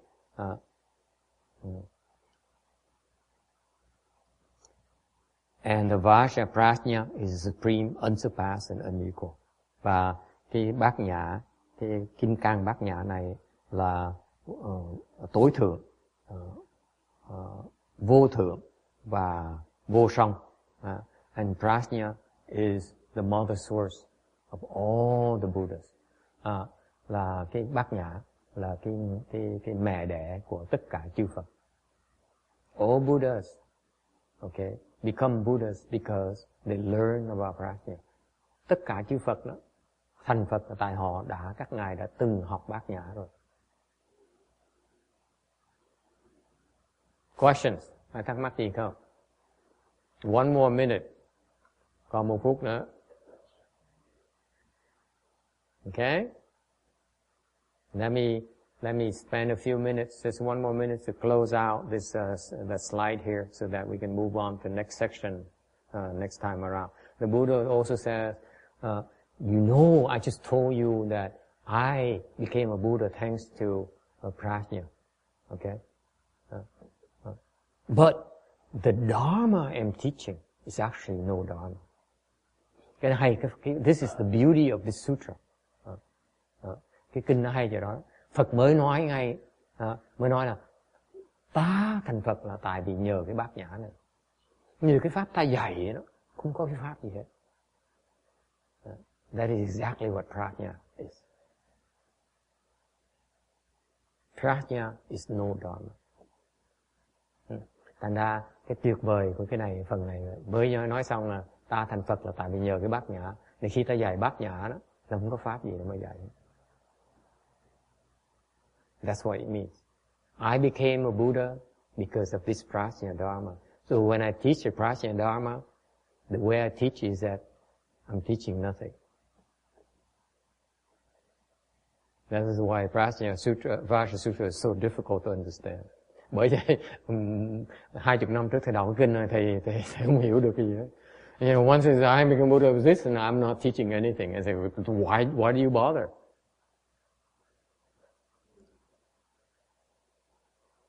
Because if you first start out with the concept of prajna, thành quý vị phải hiểu như vậy nè. Quý vị muốn thành Phật trước khi thành Phật là phải có bước đầu là phải học về cái tướng gọi là tướng bát nhã. You start out with the mark of called prajna. It's a mark. Is it clear? It has a mark called prajna to you. It's called prajna. Cái người mà chưa giác ngộ vẫn còn cái tướng thì cái tướng nó gọi là bát nhã. Is it clear? He's not talking with both sides of the mouth at the same time here. He's not. He says, I became a Buddha, meaning that when I was confused as you are, I need to learn about something called prajna. Is it clear? It has a mark called prajna. Trước khi giác ngộ phải học có cái tướng tên là tướng bát nhã. And once I became enlightened, then I realized what this prajna really is. It has no mark. Sau khi mà Phật nói sau khi mà tôi giác ngộ rồi, tôi mới thấy cái bát nhã nó không có tướng gì hết. The markless is what he means by my dharma is no dharma. Thành Phật mới nói trong cái phần này mới nói là pháp tôi, Phật pháp là không có pháp. Meaning it has no mark. Không có tướng gì hết. Yes. Yes, once you see, you have to say, I'm going towards Buddhahood. When you go there and you realize it's not what you think it is. If you come back and say, you cannot describe it in terms of words. Okay? You can say if the Buddha Dharma is a Dharma, then it can be described in words. Okay? Words cannot possibly convey what he understands. You have to be there yourself. Cái này căn bản lắm, là khi mà quý vị tới cái cảnh giới giác ngộ rồi, nó không thể nào mô tả được. Okay? You cannot describe it. You have to experience it. Quý vị phải hưởng nó. Just like the food you're eating. Only you know what it's like. You cannot be described in words. Cái đồ ăn quý vị ăn buổi trưa ngày hôm nay đó không thể nào mô tả một cách hoàn toàn với chữ được. Right? It's right there. The only things we do, food, music, đồ ăn, âm nhạc, cannot be fully described in words. Không thể nào dùng chữ mô tả được. So much more is enlightenment. Cái giác ngộ nó cũng tương tự như vậy đó. Không cách nào giảng nghĩa được. Because it's marvelous. Okay? So far so good. Roberta? Yes or no? Yeah, it's okay. It's marvelous. Way over your head. Yeah, way over mine too. But I'm still trying.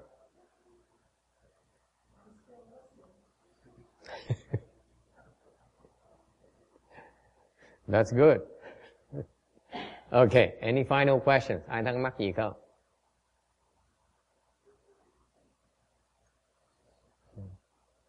Okay, then let's do the transference and invest in our palace in the Pure Land. mình hồi hướng công đức để mà đầu tư vào cái lâu đài bên Tây Phương Cực Lạc. Ok.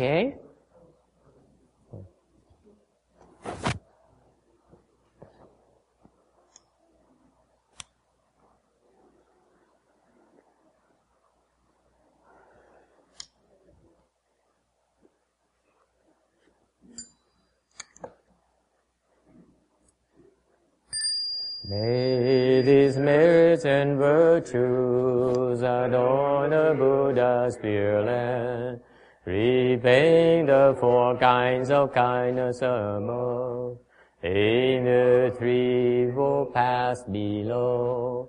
May those who see and hear all bring forth the Bodhi-mind. And when this retribution body is done, be all born a land of utmost bliss.